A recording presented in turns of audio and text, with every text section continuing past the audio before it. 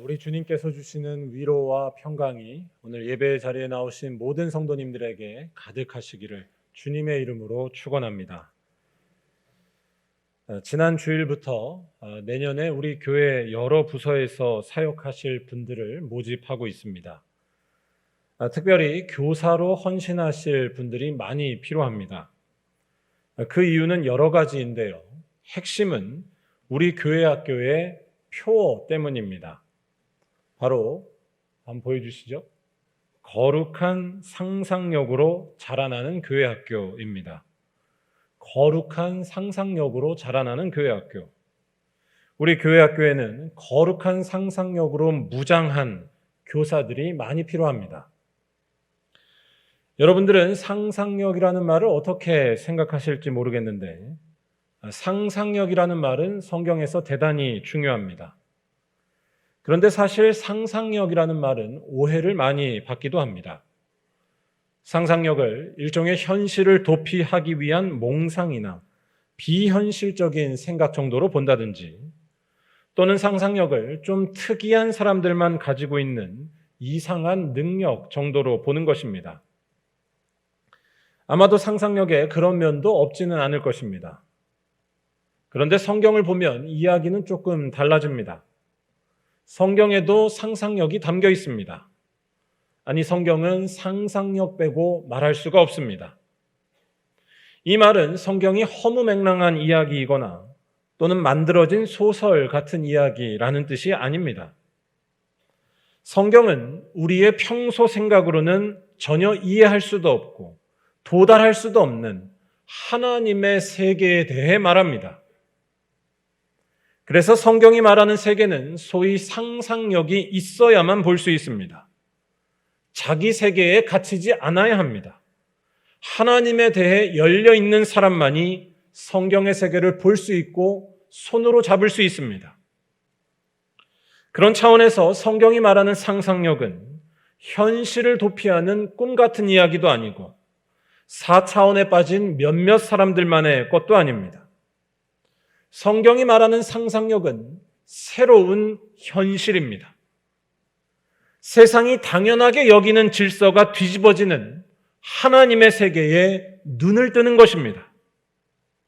성경이 말하는 상상력은 현실을 떠나는 것이 아니라 오히려 현실을 깨뜨리는 힘이고 동시에 이미 현실에 숨겨져 있는 세계입니다. 더 설명하자면 예수께서 하신 말씀을 기억해 보시기 바랍니다. 예수의 말씀은 아무에게나 이해되지 않았습니다. 가까이 있어도 예수와 친했어도 그의 말씀은 어려웠습니다. 마태복음 23장 12절에서 예수께서는 이렇게 말씀하셨습니다. 누구든지 자기를 높이는 자는 낮아지고 자기를 낮추는 자는 높아지리라. 이 말씀은 우리들의 익숙한 생각으로는 받아들이기도 이해하기도 어렵습니다. 그래서 이 말씀을 우리는 우리의 사고방식, 생각하는 것에 맞춰서 불편하지 않게 이해하려고 합니다. 겸손하면 언젠가 하나님께서 위로해 주시겠지라는 생각입니다. 꾹 참고 견디면 누군가 알아주고 위로하겠지라는 식의 보상으로 생각하는 것입니다. 그런데 예수께서 하신 이 말씀은 그러한 차원을 뛰어넘습니다. 자기를 낮추는 것이 곧 높아지는 것입니다. 여기서 말하는 높아진다는 것은 언젠가 하나님께서 주실 보상 정도의 의미가 아닙니다. 자기를 낮춘다는 것은 곧 하나님만 의지하겠다는 것을 말합니다. 여러분이 당장 오늘 먹을 양식이 없다고 생각해 보시기 바랍니다. 그러면 누굴 의지하시겠습니까? 하나님만을 찾게 됩니다. 그리고 이렇게 하나님만을 의지하는 자에게 하나님께서는 반드시 함께 하시기 때문에 낮추는 것이 곧 높아지는 것이라는 말씀입니다. 우리가 일반적으로 생각하는 세상의 질서가 뒤집어지는 것입니다. 사람들은 높아져야 높아진다고 생각하지만 그렇지 않습니다. 높아져도 하나님이 계시지 않으면 소용이 없습니다. 그 자리는 아무리 높아도 낮은 자리입니다. 이에 반해 자기를 낮추는 자리, 자기를 작게 하는 것, 자기를 작게 하고 하나님을 높이며 하나님을 찾는 자리가 오히려 복인 것입니다. 하나님이 거기에 반드시 함께 하시기 때문입니다. 우리의 평상시 눈으로 볼 수 없는 세계가 바로 이러한 성경이 말하는 세계입니다. 세상의 질서가 뒤집어집니다. 오직 주님의 뜻만이 다스리는 아무도 예측하지 못했던 하나님의 세계가 바로 성경이 말하는 세계입니다. 그리고 이와 같은 세계를 이미 이 땅 가운데 시작하셨으며 나중에 다시 오실 때 완성하실 분이 바로 우리 주님 예수 그리스도이십니다. 즉 하나님께로부터 오는 영적인 상상력이 없으면 우리는 성경을 온전히 읽을 수도 없고 예수를 알래야 알 수도 없습니다. 우리 교회학교 표어가 거룩한 상상력으로 자라나는 곳인 이유도 여기에 있습니다. 거룩한 상상력을 가진 자만이 이러한 성경의 세계를 바로 알아서 예수를 만날 수 있기 때문입니다. 저는 우리 교회의 아이들이 그러한 아이들로 자라나기를 간절히 바라면서 매일매일 기도하고 있습니다. 그래야만 이 아이들에게 소망이 있지 않을까요? 여러분들 중에 이 고귀한 일에 동참하실 분이 없으신가요? 제가 이런 말씀을 길게 드린 이유는 오늘 말씀도 그러한 거룩한 상상력으로만 볼 수 있는 놀라운 세계를 전하기 때문입니다. 바로 하나님께서는 절망 중에 있는 이스라엘 백성들에게 슬픔과 탄식이 사라진 세계로 반드시 인도하신다는 것입니다. 오늘 말씀은 이사야 선지자가 전한 말씀입니다. 이때 이스라엘 백성들은 바벨론의 포로로 잡혀 있었습니다. 바벨론 포로 사건은 유대인들에게 치명적인 사건이었습니다. 하나님의 백성, 선택받은 민족이라고 자부하던 그들이 그동안 무시했었던 이방 민족 중에 하나, 바벨론에 의해 멸망당해버렸기 때문입니다. 이때 그들의 심정은 단순히 절망하는 것에 그치지 않았습니다. 바벨론에 멸망당하고 그들에게 포로로 끌려가 버린 이 사건은 매우 수치스러운 일이었습니다. 이것은 그들이 더 이상 선택받은 민족일 수 없다고 하는 일종의 증거처럼 다가왔습니다. 부끄러웠고 자존심과 마음이 다 무너져 내렸습니다. 그래서 그들의 절망감은 하나님에 대한 불신과 실망으로 이어지기까지도 했습니다. 그들을 인도하신 하나님께서 결국 실패한 것이고 하나님이 이방인의 신보다 약하다는 것, 이방인의 신에게 패했다라는 것이었습니다. 극심한 절망에 빠진 것입니다. 그런데 이런 상황 속에서 나타난 사람들이 있었습니다. 그들이 바로 예언자들이었고 예언자들은 새로운 이야기를 시작했습니다. 예언자들은 모든 것이 암담해 보이는 이 상황을 하나님의 관점에서 보기 시작했습니다. 일단 그들은 지금 바벨론 포로의 수치가 하나님의 실패도 아니고 하나님에 대한 믿음이 잘못된 것도 아니며 이스라엘 역사의 끝도 아니라고 선포했습니다. 바벨론 포로 사건은 하나님의 실패가 아니라 이스라엘의 실패였고 이스라엘을 징계하시고 책망하기 위한 하나님의 심판이었다는 것입니다. 하나님을 멀리 떠났던 이스라엘에 대한 하나님의 분노였다는 것입니다. 즉 바벨론은 이스라엘 백성들을 완전히 무너지게 만든 어떤 절대적인 나라이거나 또는 하나님보다 강한 권세가 아니었습니다. 그들은 다만 하나님의 뜻을 위해 사용된 도구일 뿐이었습니다. 예언자들은 바벨론 포로 상황을 하나님의 통치 속에 새롭게 이해한 것이었습니다. 똑같은 세상을 전혀 다르게 본 이들이 바로 예언자들이었습니다. 오늘 말씀에 나온 이사야 예언자도 마찬가지였습니다. 그가 본 것은 더 놀라웠습니다. 그는 지금 절망하며 무너져 있는 이스라엘 백성들에게 생각지도 못했던 일이 일어난다는 것을 선포합니다. 바로 더 슬픔과 탄식이 없으며 기쁨과 즐거움이 포로로 잡혀간 이들에게 영원토록 함께할 것이라는 하나님의 놀라운 구원을 선포하는 것이었습니다. 10절 말씀이 이 사실을 잘 말해주고 있습니다.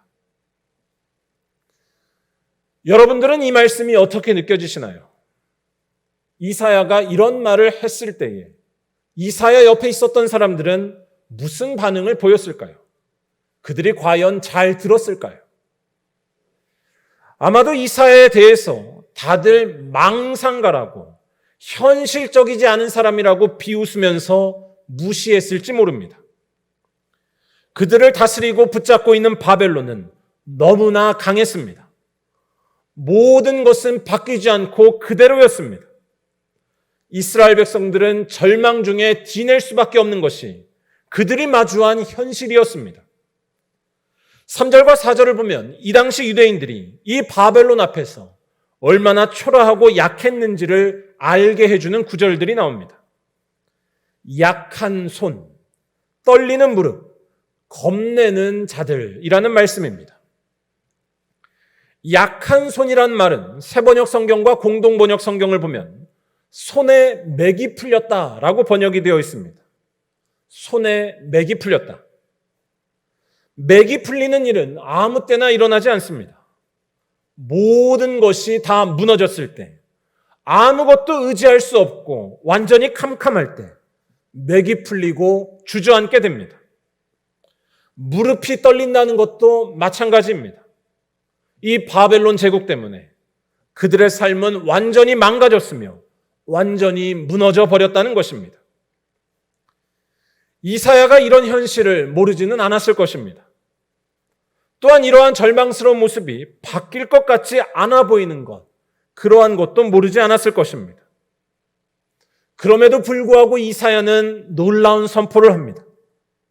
절망에 빠져 무릎이 떨리는 이스라엘 백성들이 기쁨을 회복할 것이며 손에 맥이 풀려 있는 그들에게 슬픔과 탄식이 사라지는 날이 반드시 임할 것이라는 믿을 수 없는 비전을 말하는 것이었습니다. 이사야는 왜 이런 말도 안 되는 이야기를 하고 있는 것일까요? 혹시 이사야는 정말로 비현실적인 망상가가 아니었을까요? 아니면 그냥 사람들이 힘들어 보이니까 그 마음을 조금이라도 위로하기 위해서 듣기 좋으라고 이런 말을 지어낸 것은 아닐까요? 이사야가 이렇게 선포한 데에는 분명한 이유가 있었습니다. 그 이유는 그가 하나님께서 하실 일을 분명히 보았다는 데 있었습니다. 이사야는 하나님께서 하실 일을 분명히 내다본 선지자였습니다. 그리고 그가 본 하나님의 일의 핵심은 아주 놀라운 일이었습니다. 바로 하나님께서 이스라엘을 위해 보복하신다는 사실이었습니다. 하나님께서 이스라엘을 위해 보복하신다는 것을 이사야 선지자는 내다보았습니다. 4절에 이 말씀이 나오는데요. 우리 한번 다 같이 읽어보도록 하겠습니다. 겁내는 자들에게 이르기를 굳세어라 두려워하지 말라. 보라 너희 하나님이 오사 보복하시며 갚아주실 것이라. 하나님이 오사 너희를 구하시리라 하라. 아멘. 오늘 말씀은 여러 가지로 우리들의 상상력을 자극합니다. 하나님께서 보복하신다는 이 말씀이 특히 그렇습니다. 여러분은 이 말씀이 어떻게 느껴지시나요? 좀 이상하지 않으신가요? 어떻게 사랑의 하나님이 보복을 하실 수 있습니까? 착한 것 좋아하시는 분들은 이런 하나님 안 믿겠다라고 할지도 모릅니다. 그래서 성경은 몇몇 구절만 따로 떼어서 봐서는 안 됩니다. 전체적으로 해석을 해야 하고 정확한 뜻을 알아야 합니다. 특히 하나님께서 보복하신다는 이 말씀이 그러한데 이 말씀은 유대인들의 상황과 맞물려서 봐야 합니다. 지금 유대인들의 상황은 아무리 노력해도 바벨론이 주는 고통에서 벗어날 수 없었다는 것입니다. 즉 하나님의 보복만이 그들이 이 상황에서 벗어날 수 있는 유일한 구원이었다는 것입니다. 당시 포로로 갇혀 있었던 사람들의 삶을 한번 생각해 보시면 좋겠습니다. 이들의 삶이 어떠했는지는 아까 읽은 4절에서도 나왔었지만 보다 구체적인 모습은 5절과 6절을 통해서 더 잘 알 수 있습니다. 바로 그들은 맹인이었고 그들은 못 듣는 사람이었고 저는 자였고 말 못하는 자였다라는 사실입니다. 앞을 보지 못하고 말을 듣지도 하지도 못하고 또한 늘 쩔뚝거리면서 산다는 말씀인데 이것은 단순히 신체적인 조건의 장애만을 말하지 않습니다. 신체의 장애를 말하는 것 같지만 그것을 넘어서는 것을 이야기합니다. 이것은 당시 유대인들이 맞이했었던 고통스러운 포로의 운명을 이야기합니다. 오늘날도 그렇지만 몸의 장애는 두 가지 측면에서 큰 어려움을 줍니다. 하나는 그들의 삶이 안전하지 못하다는 것이고 또 하나는 사회적으로 차별받아 지극히 낮은 자가 되기 쉽다는 것입니다. 눈으로 보지 못하고 귀로 듣지 못하면 위험할 수밖에 없습니다. 시각장애인들에게 횡단보도를 건너는 일은 단순한 일이 아니라고 합니다. 횡단보도 건너기는 그들에게 있어서 매번 목숨을 걸고 하는 일이라고 합니다. 앞이 보이지 않아서 혹시나 차가 오는 것에 대해 전혀 대비할 수 없기 때문입니다. 우리나라가 진정으로 생명을 아끼는 나라라면 이러한 분들이 점점 안전하고 편안하게 다닐 수 있도록 발전해야 합니다. 또한 장애를 가진 분들의 어려움은 이런 물리적인 위험에만 있지 않습니다. 비장애인들과 똑같이 인정받지 못하고 늘 서럽게 차별받는 것이 그들의 또 다른 어려움, 아니 진짜로 큰 어려움이라고 할 수 있습니다. 그런데 오늘 말씀은 바벨론의 포로로 잡혀온 유대인들 역시 이와 비슷한 운명에 있었다고 말하는 것입니다. 그들은 장애인들과 비슷했습니다. 왜냐하면 유대인들을 포로로 잡은 바벨론 제국은 유대인들을 물리적으로 억압했으며 그들을 모욕하면서 그들을 고통스럽게 하고 있었기 때문입니다. 바벨론의 포로로 잡혀온 이들은 위험하고 힘든 강제 노역에 시달릴 수밖에 없었습니다. 그들의 삶은 전혀 안전할 수 없었습니다. 또한 그들은 심한 모욕과 수치를 당했습니다. 시편 137편 3절을 보면 이때 유대인들의 모습이 어떠했는지 잘 알려줍니다. 그들은 바벨론 사람들을 즐겁게 하기 위한 놀이개처럼 여겨지기까지 했습니다. 노래 부르라면 노래 부를 수밖에 없었습니다. 즉 오늘 말씀에 나오는 이 구절들, 맹인, 못 듣는 사람, 저는 자, 말 못하는 자라고 하는 이 말씀은 이 당시 유대인들의 서글프고 괴로운 현실을 묘사하는 말입니다. 바벨론의 압제 때문에 아무리 해도 서러운 상황을 벗어날 수 없었던 것, 슬픔과 탄식에서 벗어날 수 없었던 절망스러운 처지를 말하는 것입니다. 그런데 우리 하나님께서는 이러한 상황을 완전히 뒤바꾸신다는 것이 오늘 말씀이 말하는 것입니다. 하나님이 보복하신다는 것입니다. 슬픔과 탄식만 가득했던 이스라엘 백성들에게 하나님께서는 있을 수 없는 일을 행하신다는 것입니다. 하나님께서는 이스라엘 백성들에게 다시 기쁨의 노래를 부르게 하시고 그들의 눈이 밝아져 안전하게 하시며 사슴같이 기뻐하며 뛰게 하신다는 것입니다.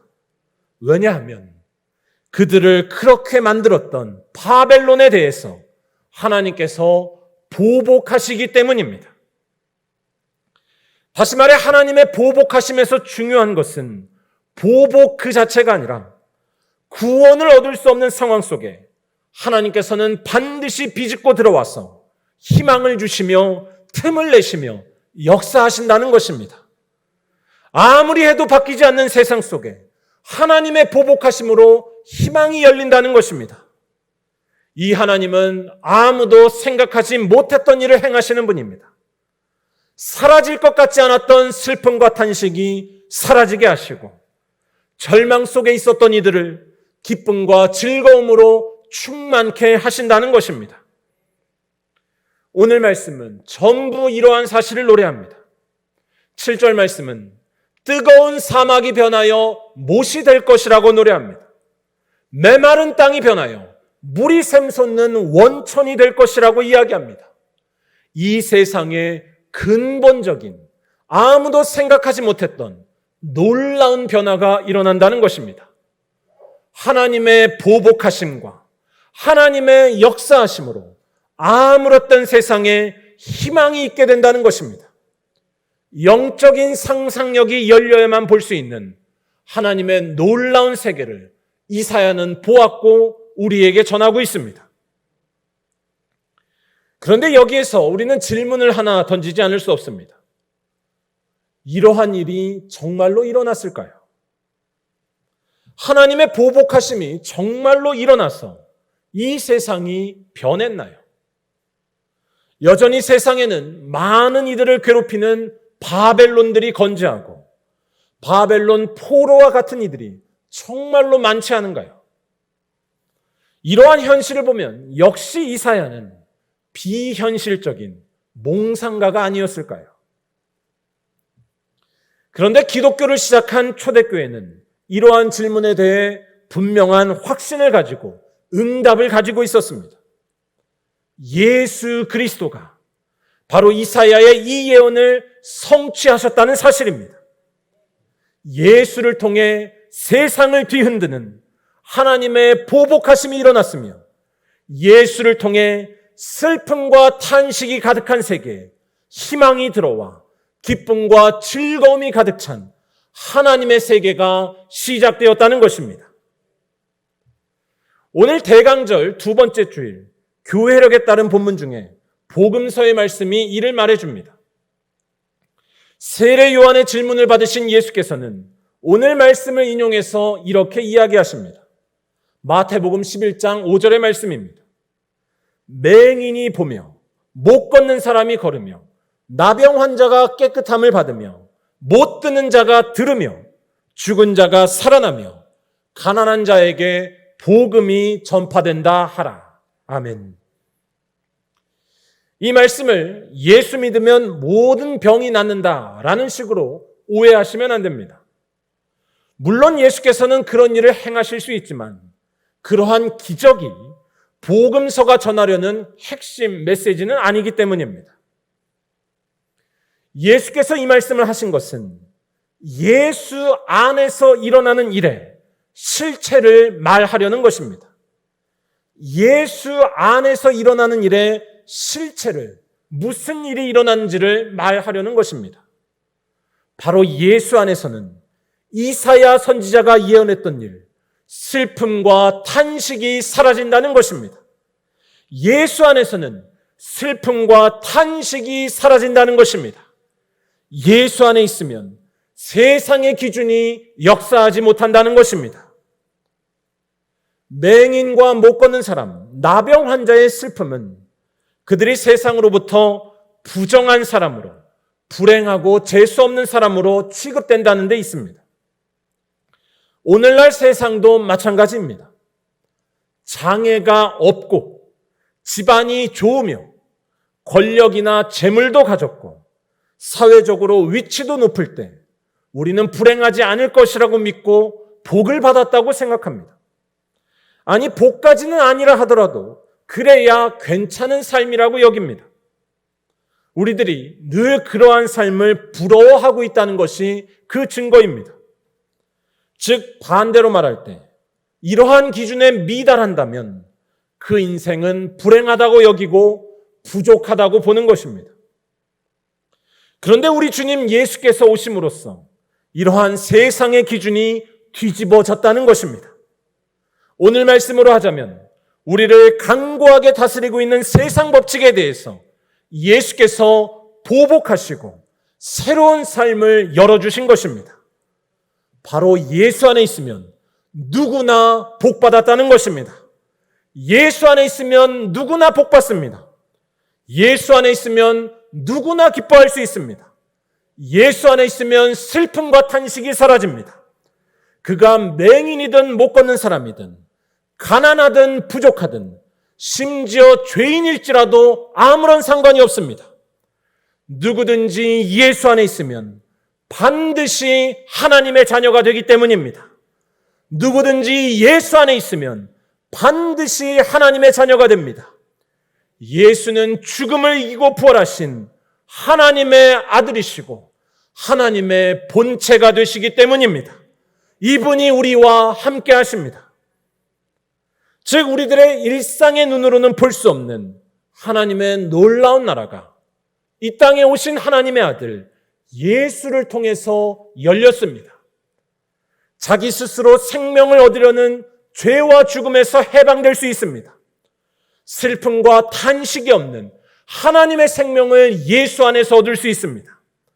오늘 말씀의 표현으로 하자면 예수를 통해서 구원으로 향해 나아가는 거룩한 길이 열렸습니다. 예수가 바로 그 길인 것입니다. 사랑하는 우리 말년교회 성도 여러분, 아기 예수의 오심을 기다리는 이 거룩한 절기 대강절에 여러분은 지금 예수께서 열어주신 그 거룩한 길이 두 눈 똑똑히 보이고 계신가요? 그 길이 잘 보이는 영적인 상상력이 충만하신가요? 또한 그 길이 보이기 때문에 이전의 삶을 이제는 다 내려놓고 오직 예수만을 간절히 기다리는 깨끗한 믿음으로 나아가고 계신가요? 이사야 선지자가 가졌던 영적인 상상력이 우리 모두에게도 넘쳐서 더럽고 추한 말구유에 누이신 아기 예수를 바라볼 때에 모든 어둠을 물리치시는 만왕의 왕이 보이시기를 간절히 축원합니다. 성령께서 우리들의 감겨진 눈을 뜨게 하셔서 십자가에 달리신 예수를 바라볼 때에 우리의 모든 슬픔이 사라지게 하시는 하나님의 아들이 보이시기를 간절히 축원합니다. 우리 안에 혹시 슬픔과 탄식이 아직도 있으신가요? 여러분 좌절하고 있으신가요? 실망하지 마시고 우리에게 소망과 위로, 기쁨과 즐거움, 용기와 희망을 주시는 예수만을 바라보시기 바랍니다. 예수가 바로 우리의 슬픔과 탄식이 사라지게 하시는 하나님의 나라 그 자체이시기 때문입니다. 그렇기 때문에 이러한 예수님께 순종하고 그분만을 따라가는 새로운 삶을 이 시간 다시 한번 결단해야 할 줄로 믿습니다. 내 생각만 맞다면서 믿고 살아가는 그 모습, 이제는 내려놓으셔야 되지 않겠습니까? 맨날 미워하면서 가끔씩 싸우던 그 사람, 이제 그만 미워하시고 예수께서 주신 말씀을 따라서 용기 내서 용서하시고 오히려 그 사람을 위해 기도하시기 바랍니다. 아니 그 사람에게 이제 내 기준에 따라서 지적하던 일은 버리시고 아무런 조건 없이 품으시고 많이 칭찬하시기 바랍니다. 그게 바로 예수께서 우리들에게 하신 일이기 때문입니다. 또한 답답하고 힘드실 때 한 번 더 참고 인내하면서 주님 앞에 나와 기도하는 일을 멈추지 마시기 바랍니다. 마음에 안 든다고 짜증내는 일, 내가 다 안다면서 남에게 짜증내던 것을 이제는 줄이시고 그때 기도하시기 바랍니다. 그게 우리 주님께서 십자가에 달려 살이 찢기면서도 하신 일이기 때문입니다. 그리고 마지막으로 여러분들의 가진 것을 죽을 때까지 내려놓지 않는 집착을 내려놓으시고 우리 옆에 있는 가난하고 외로운 이웃들에게 늘 나누며 사시기 바랍니다. 예수께서는 우리들에게 자기 자신을 다 내어주셨기 때문입니다. 저는 분명히 확신하는데 여러분들이 이와 같이 살아가면 슬픔과 탄식이 사라진 하나님의 세계가 임하게 될 줄로 믿습니다. 부활의 생명이신 예수께서 여러분들의 삶에 강림하시고 태어나실 것이기 때문입니다. 만왕의 왕 예수께서 우리의 삶에 오셔서 우리를 다스리고 있는 죄와 죽음의 권세에 보복하여 주실 것이고 낮과 같이 맑고 밝은 구원의 길을 열어주실 줄로 믿습니다. 바라기는 이러한 믿음으로 모든 슬픔을 사라지게 하시는 이 세상의 왕 예수님을 더욱 간절히 사모하며 기다리시는 말리언교회 모든 성도들이 다 되시기를 주님의 이름으로 간절히 축원합니다.